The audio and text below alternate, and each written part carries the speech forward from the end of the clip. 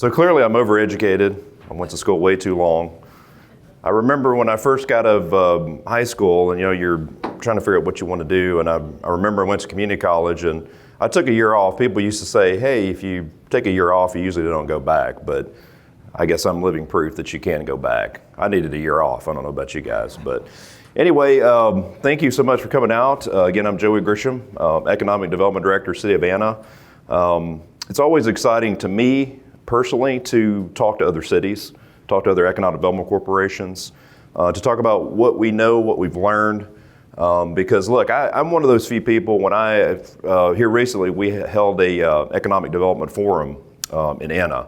And I'd like to invite nearby communities because look, while we do compete on some level, we're essentially partners in recruitment, in retention, and building community. That's what we do. We build community, and on this 75 corridor in the northeastern quadrant, the northwestern quadrant, I've said this, you've probably read in the Dallas Business Journal when people ask me about some of the cities that you're in right now. I think all of us really at some point are the Dallas-Fort Worth Metroplex. I know that Texoma is its own council of governments and has a separate identity, but if you look at the growth, the trajectory, everything that's going on, especially here in Sherman with their recent announcements, clearly things are pushing northbound. So I'm excited to talk about that, and a lot of these tools, many of them I've been involved in, some of them haven't done a lot of, but I know about. It is a little bit, you look back on the wall and see how many acronyms we deal with. William, when I first got in here, TIRZs, PID, MUD, DUM, PIDs, DUDs, you're overwhelmed. So I'm gonna jump right into a slide about growth, but before I get that, I think this pretty much sums up what we all think about acronyms.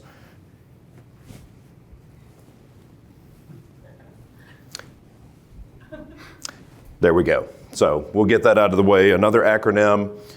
So DFW growth. So I want to put this in perspective because again, this is really a lot of why we're here because you as small communities are experiencing what Anna experienced when I went to Hutto. Hutto, Texas was 1,000 people in the year 2000. In the year 2010, Hutto was about 14,000. In the year 2020, Hutto is about 42,000 people. So that clearly shows you where we're going. Anna, Texas, in the year 2000 was about 1,200 people. In the year 2010, it was 8,200 people. In the year 2020, the census says it was about 17,000. Today it sits about 24,000. Now, census numbers, I'm going to tell you, are behind. Okay, a lot of retailers use different data. They use a company called Esri. They use your credit bureaus. When you use your credit card, you leave a print, right? So they're able to track you now. Also, we're able to track movements now more with cell phone data. Cell phone data has become the way to track retail. For instance, there's a company called Placer AI where they track your cell phone, your apps, because let's be honest, everybody's got apps, right? So they're tracking you. Now again, it's an aggregate data, so don't feel like somebody's right there over you, but ultimately we're able to track more population now. So it used to be the traffic counts would drive a lot of what retailers looked at. Now they look at your cell phone data because they're able to track people specifically where they're moving. So DFW, the region, the MSA, the Metropolitan Statistical Area, today sits about 7.8 million people. That's larger than the population of 37 US states. That's significant. By the year probably 2033, it will be about 10 million people in the DFW Metroplex. As we move forward, it's the fastest growing metropolitan area in the United States. It leads the country in job growth. You also look at there where it's headed, it's moving north. Not just because of what happens in Sherman. You look at McKinney, Frisco, Plano are pricing people out of the market. Higher pricing, housing prices are pushing people out. The word affordability is all messed up right now. If I ask each of you in this room what affordability means, I'm gonna get 40 different responses. A starter home now is probably in the neighborhood of $250,000 to $300,000 in our markets, which is staggering to me. I can remember when a house, $80,000 was, when I moved to Granbury, Texas in 2005, my wife and I bought a house that was $188,000. That same house today is probably $400,000 plus. It's just, in just that amount of time, that's what we've seen. And again, density is not a bad thing. When I came on our city council, Our city council was a little different than other city councils in rural communities. They looked at me and said, Joey, we're not afraid of density because we know it drives commercial. And that's exactly right. Density drives the demand for commercial.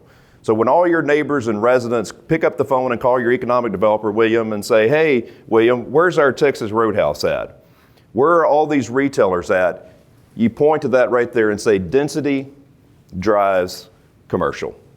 That is the key statement in what we do every day. Now, I like to talk about things that I've learned and tricks of the trade, and some of you employ these already, but I like to start with, don't be afraid to negotiate with developers. Any developer that walks in your community is looking at themselves for what they get out of the deal, right? That's just the way these negotiations work. But you represent your community, right? So you can push back and say, okay, Mr. Developer, this is about a win-win. The key word in any negotiation is leverage. Sometimes we have it and sometimes we don't. If there's land in the ETJ, cities don't often have leverage. But if it is in the city limits, you do have leverage. So there's a word that you're going to learn over and over again that matters. One of the best things I learned early in my career is hire good consultants. There are people that all they do is all these acronyms. Consultants that they will tell you the things you need to know. They're also keeping up with all the latest trends. Each of these tools gets changed every legislative session. Just like EDCs, they always come after trying to change the EDC, the Type A, Type B laws. SB2 has come into play now, which impacts communities. So your consultants are going to help you figure out how do you navigate some of those things. There's also no one-size-fits-all tool, right? Some of these are clearly going to be things that you say, you know what, that doesn't fit us at all. That's fine. You know, we say no a lot. That's fine. The word no is not a bad deal. Each community has to decide what they're willing to do for their community. And there's not usually a wrong answer, right? There may be bad deals, but at some point, each community has to define who they are and what they want to be.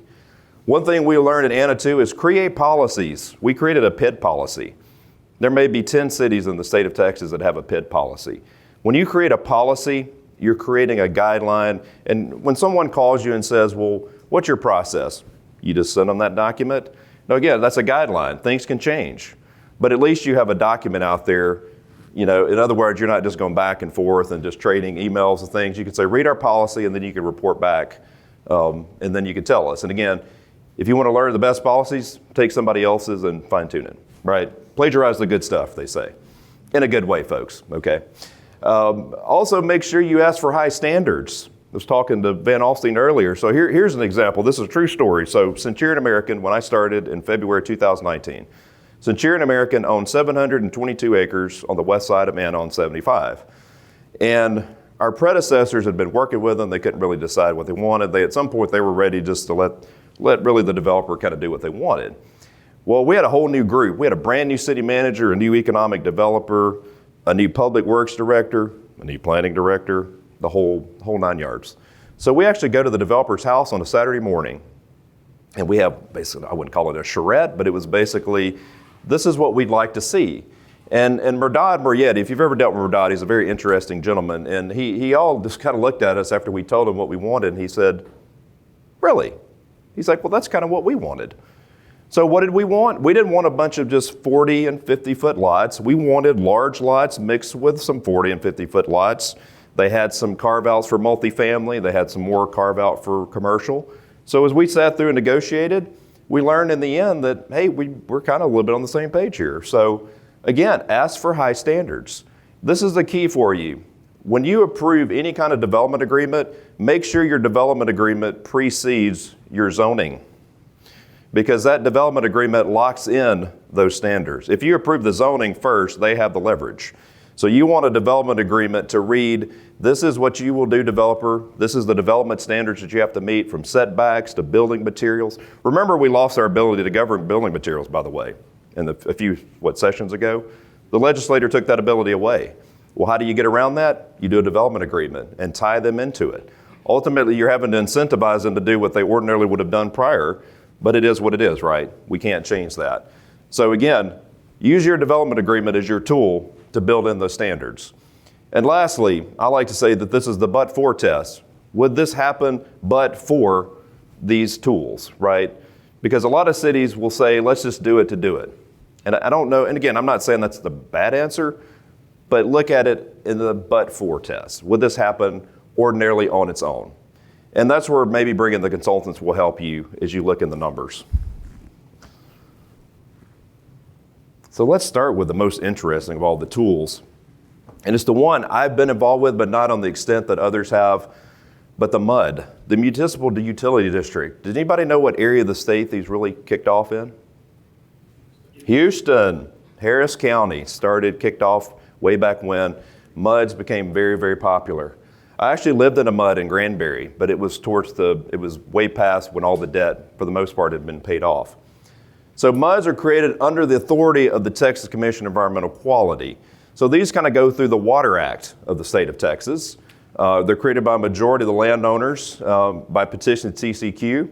The modern day, again, 1971 was about the time. So if anybody, for you nerds, if you want to read chapters 49 and 54, that's where you'll find a lot about the MUDs. Now here's an interesting thing. The landowner can create a MUD if it's located in the city's ETJ, even if the city objects. There's nothing you can do about it, period. If it's in your city limits, there is something you can do about it. You have to pass a city council resolution to allow them to do a MUD, and if it's an in-city MUD. So there are some cities that have in-city MUDs. The city of Fate has some. Houston has several. Austin has quite a few. So there are quite a few where you can do that. Now, again, MUDs are a separate entity. They have their own board, and they're preferred tool in the ETJ, right? And again, they're not all bad, because let's say you have an area that clearly a city cannot serve with infrastructure. That's where MUDs really typically make sense, right? We've got several on our outskirts. Again, they notify the city if it's in our ETJ, but again, we can't object. I mean, we could object. Actually, Collin County has a policy against all MUDs. What does it really mean? Nothing. The state oversees these. So it's a gesture, but it doesn't carry a lot of weight. There are actually over 900 MUDs in the state of Texas. And again, Houston has probably 65 to 67% of them. But it's becoming a bigger tool in Collin County. It's becoming a bigger, Grayson County. As we move north, you're starting to see more. So how are these paid off? They're bonds that are paid by the people that live in the MUD. And some of those can get expensive. It's not uncommon to see a MUD over $1 per $100 of valuation, which is pretty pricey. But again, how many people, when you go into a MUD, I mean, actually the legislature changed the law, as we'll talk about in PIDs and MUDs and TIRZs and all these, that you have to notify people. You ever look at your MLS when you buy a home, there's a little section at the bottom that says Special Purpose District. How many of you actually look at that section when you go through there? Now your realtor is supposed to tell you that, hey, this is what that means. It's a tax rate equivalency on a PID. We'll talk about that later, but you're basically paying an extra 40 to 60 cents usually on top of that. What are you paying for? Infrastructure, water, wastewater. Now, it's not the sexy stuff to tell people, hey, you just paid for water, sewer. Now, if you tell them they're paying for walking trails and all kinds of cool, neat stuff, probably don't care, but you say, hey, you're helping pay for water and wastewater lines? Really? So they have to contract for services like fire protection, police, and EMS. So that is required under that. There is no set, if there were one in our ETJ, they could contract with El Paso if they wanted to. They just have to ink that down. No, that's not practical. The challenge with MUDs is going to be, typically they're further out. So you typically don't have road infrastructure. They can be a challenge for public safety to get out there. But that's true right now in any ETJ. But, again, MUDs are creating a lot of, some of these MUDs are huge. There's one looking in Blue Ridge today that eventually a build out would be over 3,000 lots in the future. That's a big area in an area that's relatively undeveloped. Again, governed by a 5-member board and some local examples. So Mantua Riseland and Ben Alstein. And Trinity Falls. Trinity Falls is a really big one. That's in the McKinney ETJ. They actually have their own, I think, fire station there. They have a couple of schools going in there. That's actually one of the fastest growing developments in the Metroplex. It's a very popular development right there on 75. Again, these are relatively high utilized tools. And again, they're for developers, they're leverage. Coach Rose does a lot of these, the firm, if you want to know more about that. In fact, in my experience, they do quite a bit. But you can find any number of consultants and attorneys that they focus on MUDs and some of these other tools. Joey? Yeah, go ahead. On your previous slide, when you mentioned that it's voted in by the residents, it's established by the residents, it's important to think that that's not the people that are going to be living there in the future. Correct. A lot of times that may only be 1, 2, 3 farmers that currently. Exactly. They've already agreed to sell the land. They've got nothing to lose. It's exactly a good point. It's a good point. And again, it goes back to who's on that board. Because here's the thing, if you have a group, we've actually got one now that wants to look at an in-city MUD. Again, we don't have a lot of leverage. They will tell you that they will work with the city, but they're a separate entity. Maybe they say that now, but in 5, 10, 15 years, and again, they can keep perpetuating their bonds, by the way. And that's where MUDs can get tricky. There's something in that law about, and I'm not going to quote it correctly, but that they have to, before the city approves it in an ETJ, they have to show where their service, the governmental services are coming from. Right. Does that include school districts? I don't think school districts in there. I'd have to check. I don't think that's in there. It's typically, like I said, water, wastewater. It says governmental, and so, like, if we have a MUD wanting to come in and they're 3,000 homes, and they don't show a space for a... Yeah, typically they do, because schools usually play, for the most part, especially in elementary school. Yeah, but usually it's advantageous. It is, and that's where you try early on to work. Even though I say this, you can still try to work with developers when they do these. They're not all coming in a hostile environment. Some of them are. But you can always and they have a vested interest in schools. I mean, elementary schools typically enhances the value of a neighborhood. Now, once you get to a middle school and a high school, you're talking about a much larger tract of land. You're talking a high school is 70 to 80 acres. So that's when they're like, well, I don't really want to, carve out. But yeah, I had a friend who used to say, it's like everybody wants to create demand, but not solutions. And as public, what are we here for? We're here for solutions, ultimately, to problems that are created. So some of them created by others that we have to deal with. So the MMD is the MUD on steroids. It's same but different. And these are not utilized as much, but they're picking up some steam with developers because they have some added benefit to the developer that the MUD doesn't. And that's that they can do even more with like landscaping. So actually Rowlett had created two MMDs. One was for development, you probably read about it, was going to be the first Crystal Lagoon project in the Metroplex. Right now on its pace, it'll be the last, called Sapphire Bay. I can say that because I worked on it and I can joke about that now. But it's an 8-acre Crystal Lagoon. They've shrunk that since. But essentially, it's maintaining just for that district, right? Because it's just in that district. So this one has broader. Again, I think the legislator changed this. Originally, this was initially another tool used in Houston area back in I believe the 80s is when these became popular. But when they kind of came on, they were really for a commercial area. Well, now they've expanded that to include residential areas. So again, this is where the tinkering comes in, where you have groups that keep coming to the legislature like, hey, can we add this and add that? So that's where they changed this one up a little bit. So again, it's a means for property owners to enhance a defined area. So again, these are all district specific, right? They're not for the whole city. It's just for a defined area. And again, they can finance basically the same things that a MUD and other entities do: infrastructure, services. And again, they're paid through a combination of impact fees, assessments. They can also do bonds. I didn't put that up there, but they can also issue bonds as well. Most of these entities or these tools allow for bonds. That's a key for some of these developers, that they have to be able to do that. So again, there's not as many that really are too far along, but probably the best example is Union Park in Little Elm, which is actually a Hillwood development. And it's an MMD. So again, these are very similar to a MUD. But here lately, we're starting to see developers bring this up, which is interesting because for so long, you didn't hear the MMD much at all. It was just kind of a forgotten tool. Now, all of a sudden, and again, costs are going up. Let's just call that out for what it is right now. Costs are up.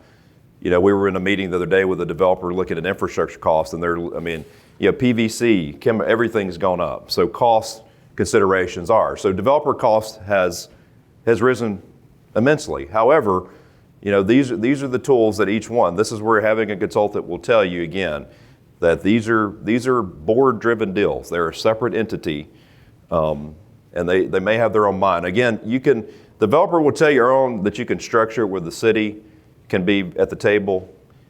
Talk to your consultants to make sure that's accurate. So probably one of the most popular now is the public improvement district. So the state of Texas now has over 200 public improvement districts.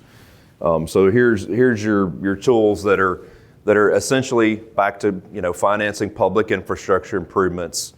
And land, in this case, can be in the city and the ETJ. So this is kind of a leverage thing. Chapter 372 is where you can read about these.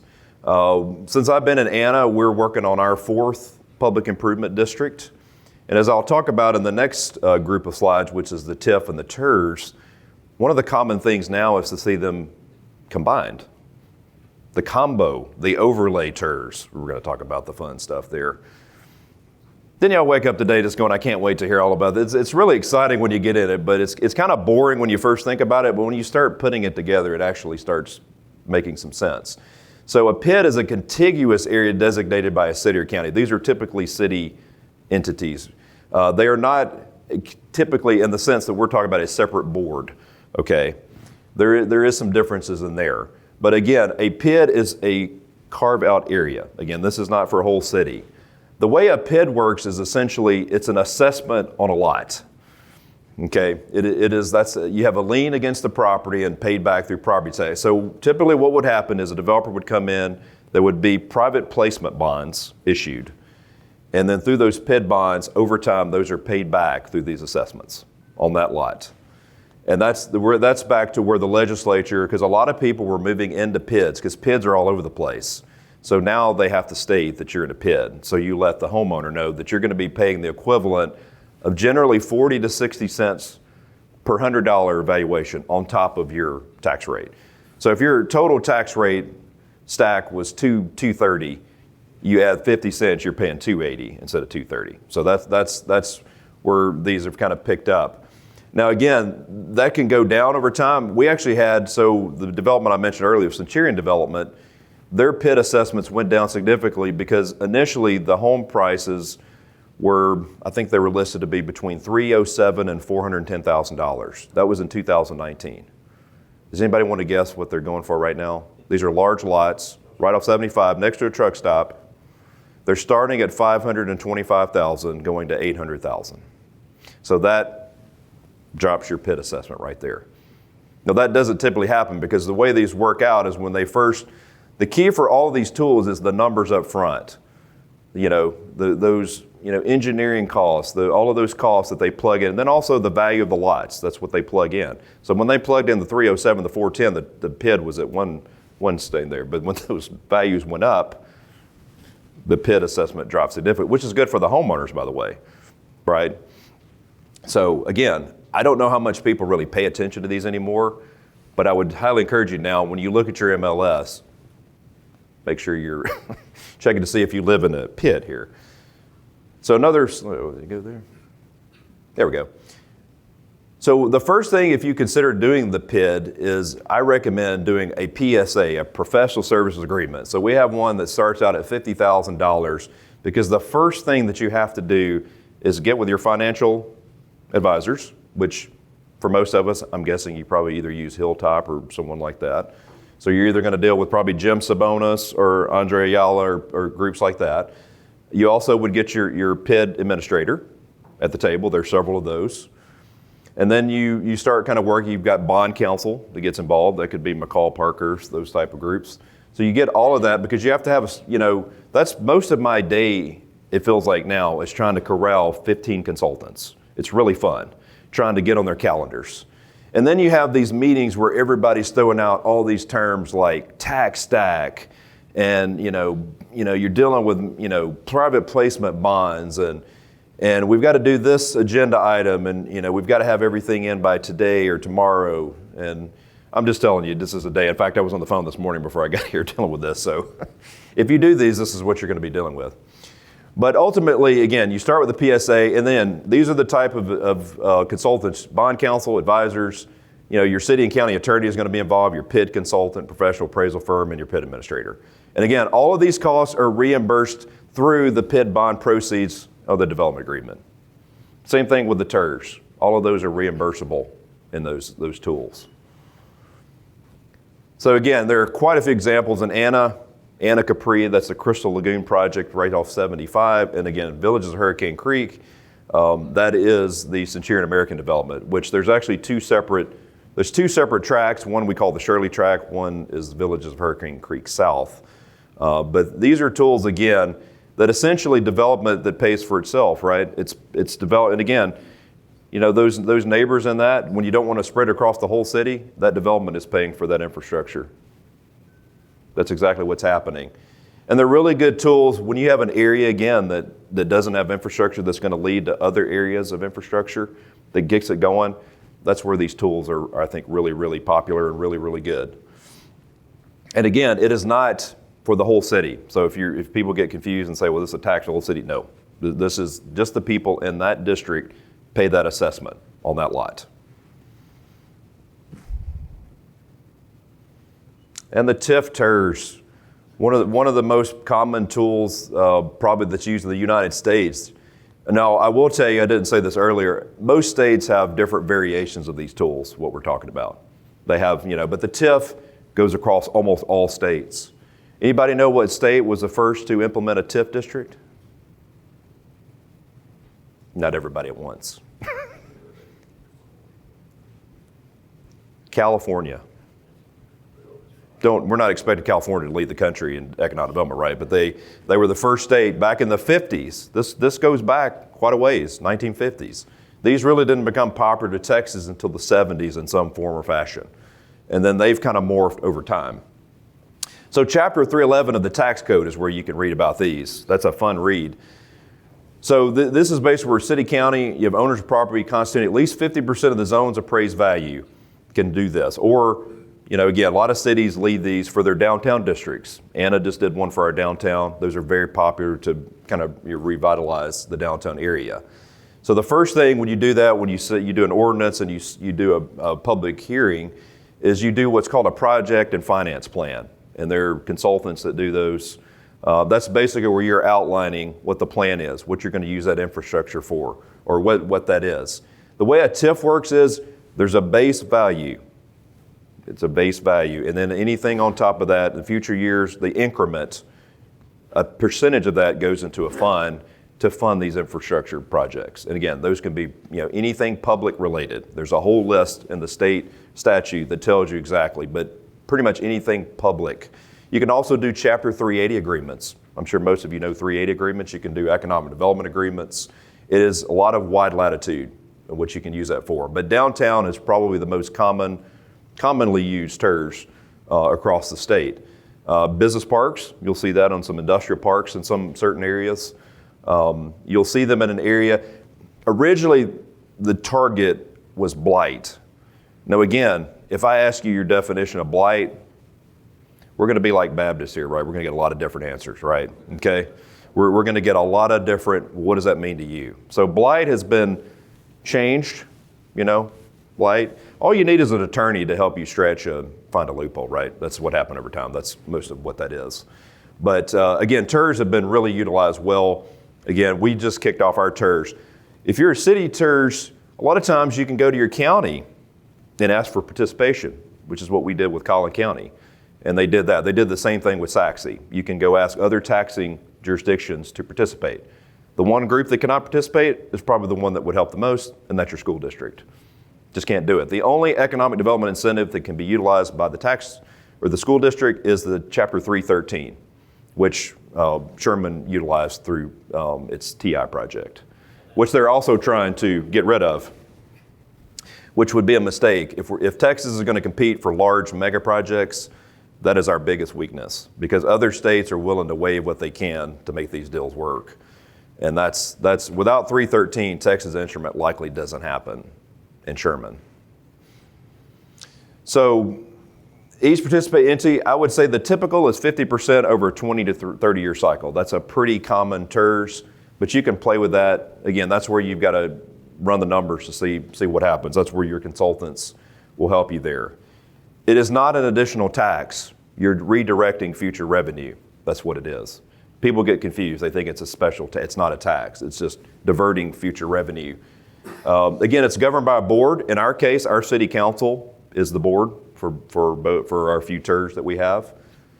So that's a pretty common thing. But when I was in Irving, they would appoint separate people in the community on those boards.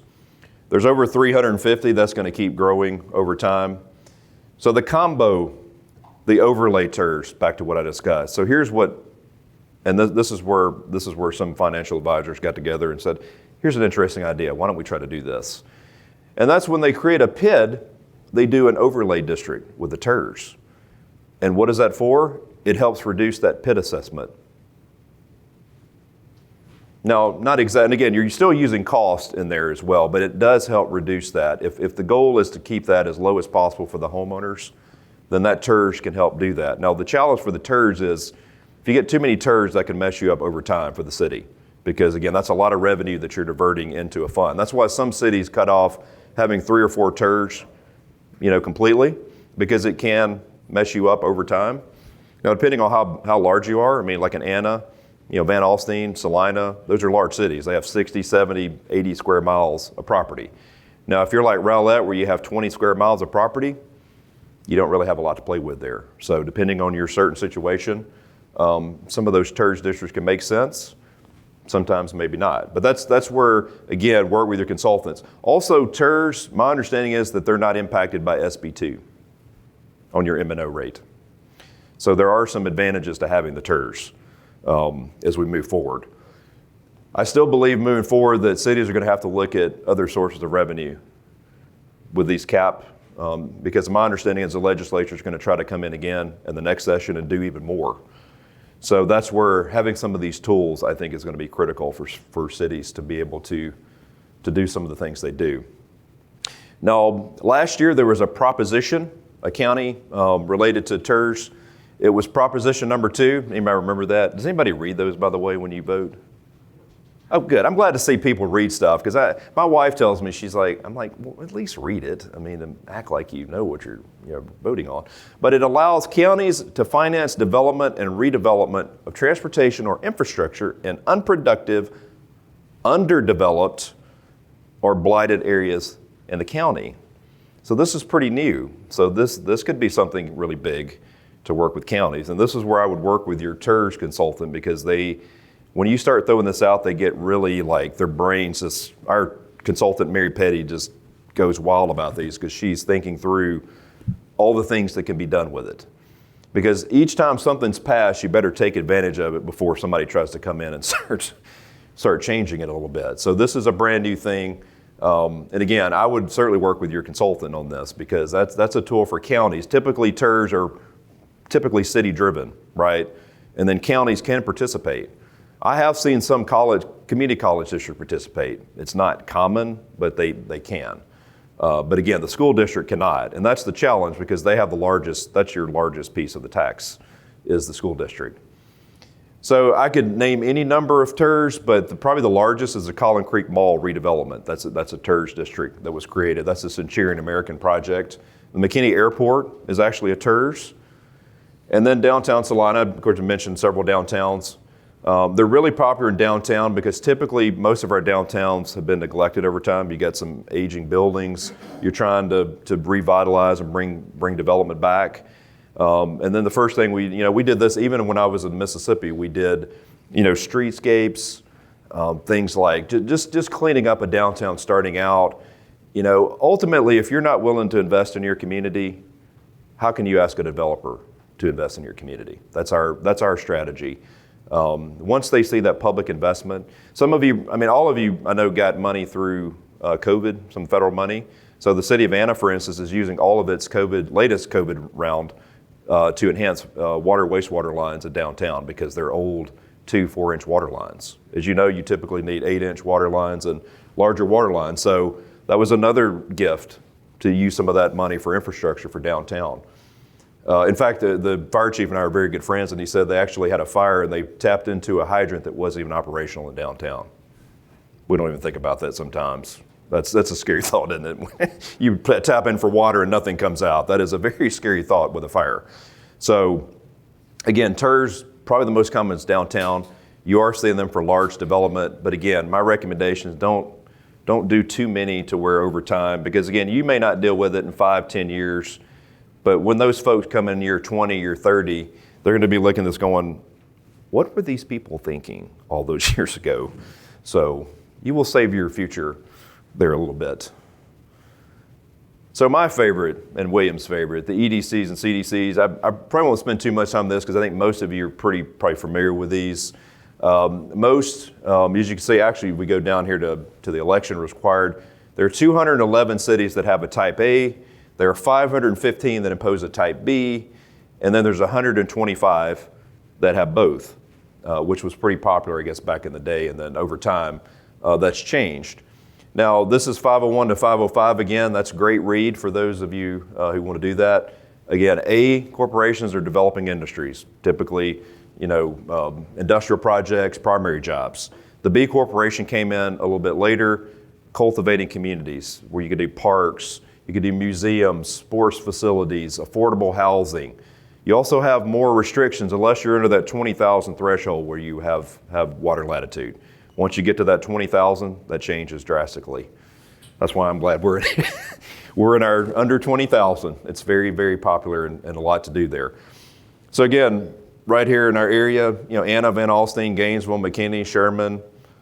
So Anna did something unique back in, I guess it was 2016 before I got there. They had an A and a B. They bumped everything to the B. They were the first city to go over the half-cent threshold, which that's when that was allowed. So they went to 3/4 cent, and they mothballed the Type A corporation. It exists, but it doesn't receive any funding. And that way you can keep the A if you ever want to do anything with it. You can actually do that, which I thought was pretty smart. But most cities now, the B corporation is your water latitude. The challenge is with the B as your primary economic development entity is that everybody comes after your money, right? Everybody's like, and again, we have a great parks director, but as our budget grows, it's a non-issue because each year, if your sales taxes are like ours, they just keep going up. But I will tell you that, moving forward, there's another tool that's starting to pick up some more steam that's got even more latitude than the B corporation, which is the MDD. Another acronym. There will be a test, folks, I'm sorry to say. I'm kidding. 377, so these came about, can't remember the exact year, they're not that old, but this is the MDD where it's known as the type B on steroids. So the MMD is the mud on steroids, the MDD is the type B corporation on steroids. Why is that? Well, there's some stipulations in here that are very different than the A and the B corporation. For instance, they're political subdivisions of the state. A type A and type B corporation is not a political subdivision of the state of Texas. In fact, it's technically not subject to the bidding laws of the state of Texas. That's an attorney general opinion. Right, William? Boy, William perked up on that one. No, that's not to say you're trying to skirt it, but again, it's never called out like that. So again, not a corporation, subdivision. It's created by an election, and it's the only tool where a city can tax into its ETJ. Well, that sounds pretty good, right? Now, your ETJ folks may not like that, but this is the only tool that allows you to tax into your ETJ is the MDD. Pretty interesting. Look at this one, the next to last. There are no public hearings or performance agrees required. What? That's everything we do. When William and I do an agreement, we have to tie in performance. But an MDD, you don't have to have that. You don't have to hold a public hearing. So all of a sudden, there's now 33 MMDs or MDDs. Aubrey, Azle on the west side, and Fate. There are just a few here. But these are picking up. And again, it's a tool, again, that each city has to look and kind of see about. Now, you have to do the election. You got to go through that process. But this is very interesting. When you start seeing things like no public hearing, no performance agreements, I think we can kind of scratch our head on that one, but it is attractive to get a project. If you have a project that needs to get through quickly, these are suddenly becoming something to look at. And again, I would talk to some attorneys that have done these. Actually, our city attorney, Clark McCoy, worked on the one in Aubrey. So again, several cities are looking at these type of tools now as potentially something they should look at maybe employing. Yep, go ahead. Can you levy the whole 2%, or is it got to be a quarter or half a %? I think that one has I have to go back. I think that one may have a cutoff on it, but I'll double check that. This is one of the least utilized tools that you hear about, is the neighborhood empowerment zone. But it's the only one where these words are uttered that you can waive impact fees. That's never uttered anywhere else in law or any provisions of state government, which leads me to this conclusion, that is a really good tool if you have very high impact fees. People complain about these all the time, right? Developers come in, they're like, oh, these are so high. And I'm like, well, we know, go to Frisco and tell me if you think these are high. But again, the only area that this is ever mentioned is the neighborhood empowerment zone. These were started for an area like if you have a part of a city that's in blighted and you wanted to improve the area. So your big cities started doing these, Fort Worth, Dallas, San Antonio, Houston. And then over time, you started seeing them now. You've got Carrollton, City of Commerce, not far away has a neighborhood empowerment zone. But the attractive thing again is that you can waive a lot of these fees, refunds, you can do abatements, you can do all sorts of tools to improve that zone. So again, it's another tool, not as widely used, but moving forward, if you do have an area, it's probably something to look at. If you have one specific area where you've got some housing, that's a disrepair, again, it's pretty broad, but again, it's one that just is not really utilized. But that's the intriguing part, is the impact fee, because impact fees, as you know, on any given development can be pretty high. Now, as we know, cities need those. Developers act like we're just, it's a slush fund. It's not. At any given time in the city of Anna, our roadway impact fee is completed because we're having to build all these roads to keep up with this development, right? You have to build east-west corridors, north-south.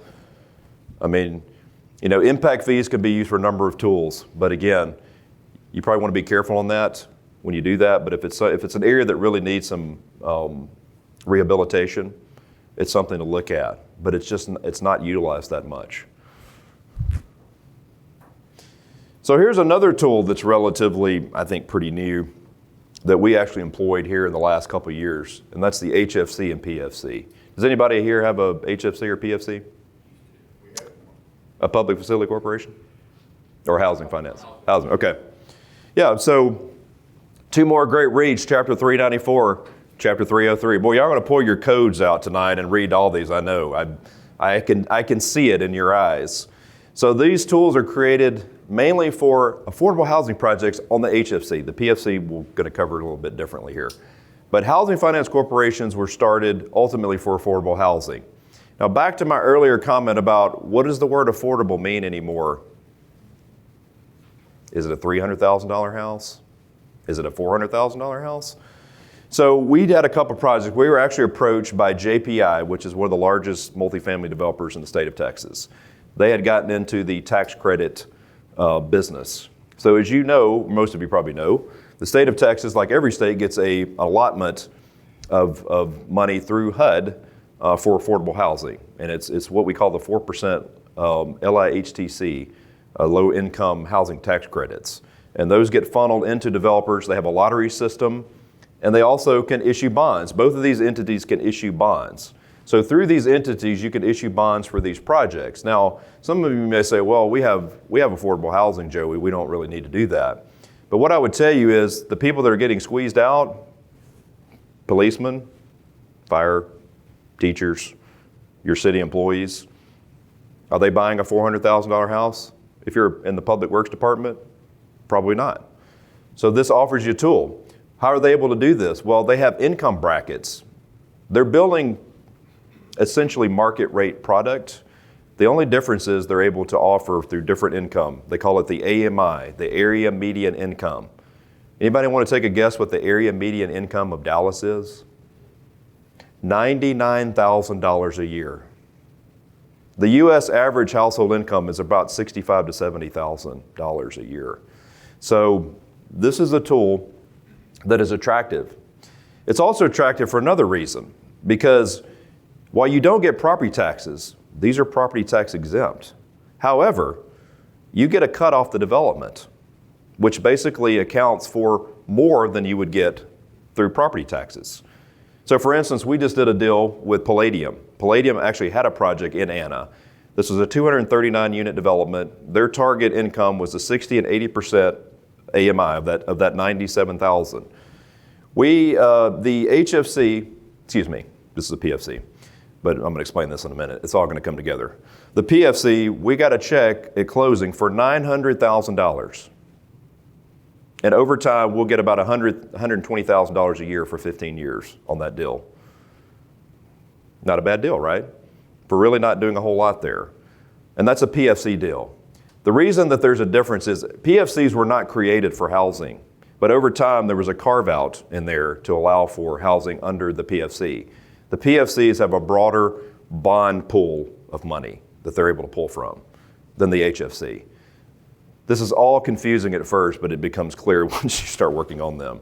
But over time, again, you may have a project in your ETJ that comes in and they want to do an HFC. Well, you're not getting any money if you're the city from a ETJ project, unless they do one of these, where you're getting a payment. It's a pilot, a payment in lieu of taxes. That's what it is. Because there's going to be fire and police calls out there, right? So you're getting your money. You're not getting tax revenue, but you're getting a cut off that development. So it's an interesting tool that I think is starting to pick up some steam. We've had several cities call us. You know, even the city of Richardson is looking at this. Corinth. I mean, I probably had 10 cities call me. Waco. Again, affordability. We've trained our minds to think of what affordability is, but I can promise you that these are important projects moving forward. Where again, they're building market rate product. It's just they're able through their tax credits to do that. Now the PFC has a multitude of uses from fire, police, any number of city uses. So the PFC is there's a wide latitude of uses for that. The HFC is very specific to affordable housing, but the PFC is very broad.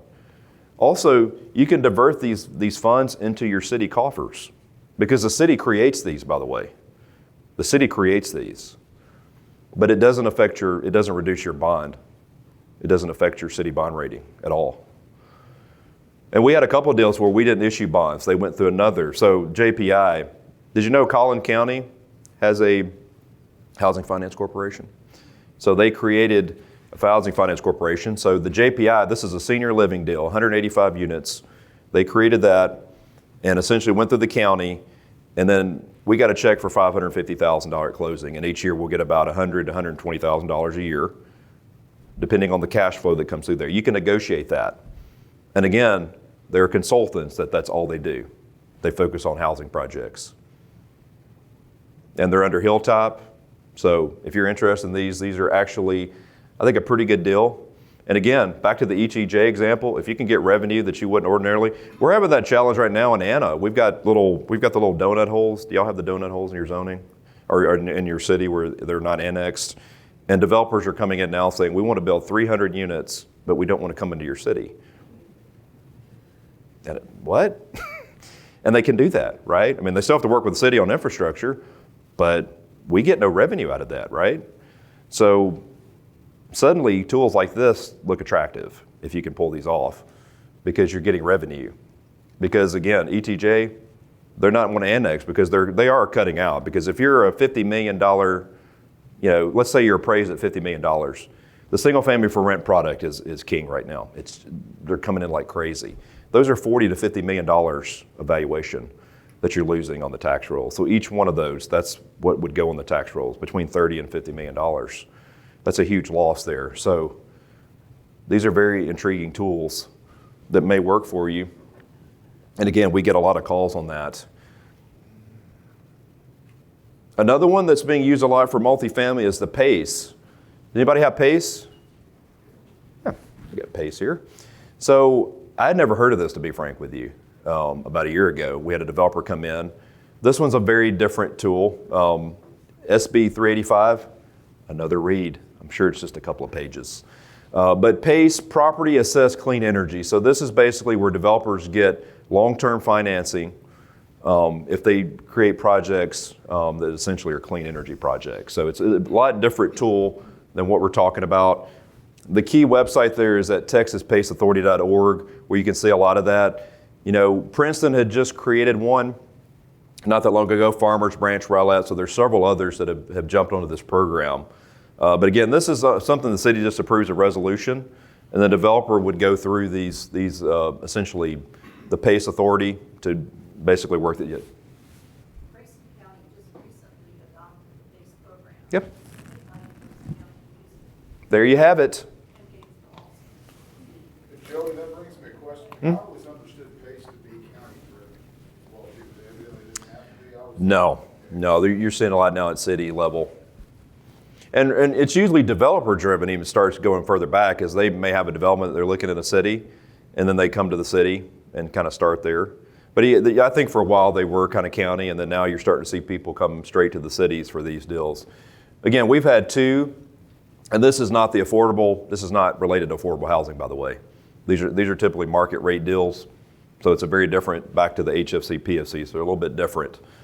But again, another tool in your toolkit to do when you have a developer coming in, and again, this is something on financing for them, water and wastewater, water energy efficiency, conservation improvements, commercial and multifamily. Typically, we've seen multifamily, but they can be utilized on the commercial side.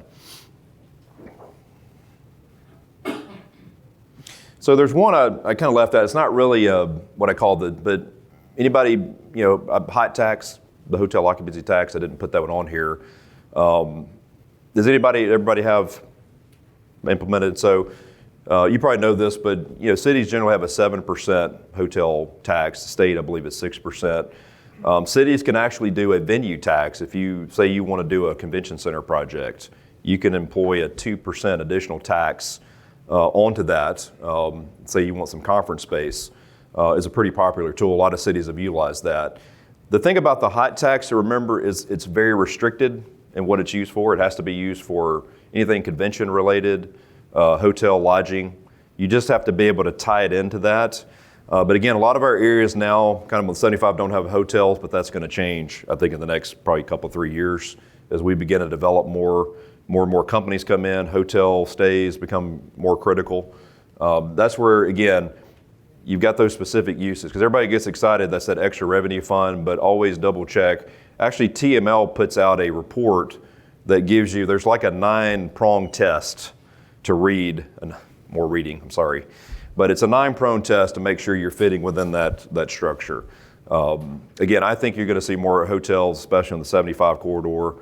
Again, small cities, you usually don't see it until you start getting the demand to drive it.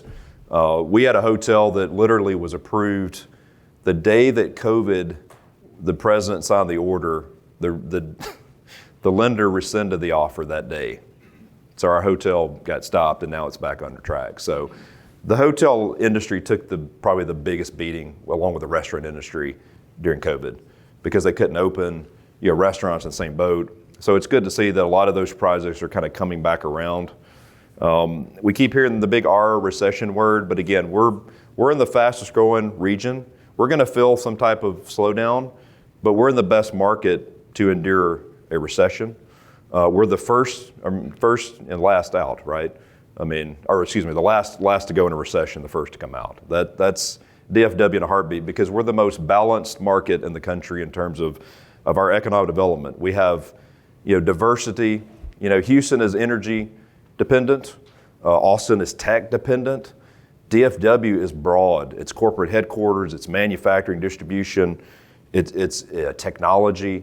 We are built for these type of events. So anything we feel, it's going to be felt, but we're in the right market to kind of deal with that. So we are seeing the housing slow down, but I will tell you, each of our communities, I was talking Bonham earlier, that some of your communities are where Anna and some of these cities were a few years ago. Your small towns. I grew up in a small town in Mississippi. and those towns are not growing like this. If you go to Kossuth, Mississippi, it's got the same population it had 30 years ago. But we're in Texas. We're the hottest state in the union, the best business state in the union. I mean, little towns are turning into big boomburgs. But you, again, you are the gatekeepers of the community. So you have the tools at your toolkit. And again, don't be afraid to say no, because some of these developers are pushy, right? You deal with them, they're pushy. They come in and they say, well, hey, this is what we want to do. And you're like, well, that's great. But this is what we as a community need and want. And again, sometimes you have leverage, sometimes you don't. That's what is troublesome sometimes. But again, when you do have leverage, use it. Always use your leverage, use your consultants. I'm always happy to help. Like I said, I'm a cheerleader for communities in general, right? I get paid to represent the community of Anna, and I do that to the best of my ability every day. But I also have a vested interest in helping those around me, because that's going to help. The rising tide lifts all boats, right? I believe that. And a lot of you are being asked the same questions we were asked early on is, what about this tool? And again, I always say, don't overcommit early on. Just say, let us look at it. We're open to different ideas, but we're not going to speed up and just jump right in it. Don't rush. Lots of developers try to rush you, and that's when you make mistakes, right? They're trying to get you in a deal, and maybe because some of these development agreements, I've sent over some to Bonham. These are 150-page documents, and every word matters. Every word matters. The word may and shall, the words thee and a, might, may, those matter, and that's why you need good attorneys, good consultants, and staying up at night reading some of this stuff. It's not the awesome stuff we do every day, but it's necessary. So always make sure you don't cut corners in development. And use your development agreement again. I can't stress that enough. Your development agreement is where you can tie these developers into the standards that you want. Because again, at some point, if it's just another 40 and 50 foot lot development, how many of those do you really need, right? Give us something else. Raise the standard. Make them do more with walking and hike and bike trails. Make them put in technology. People are working from home now. Mary Petty, our consultant, always says, tie in, some, things related to technology and infrastructure and fiber. Put some new ideas out there to see what you can get out of that, because they're negotiating with you. You need to do it right back to them.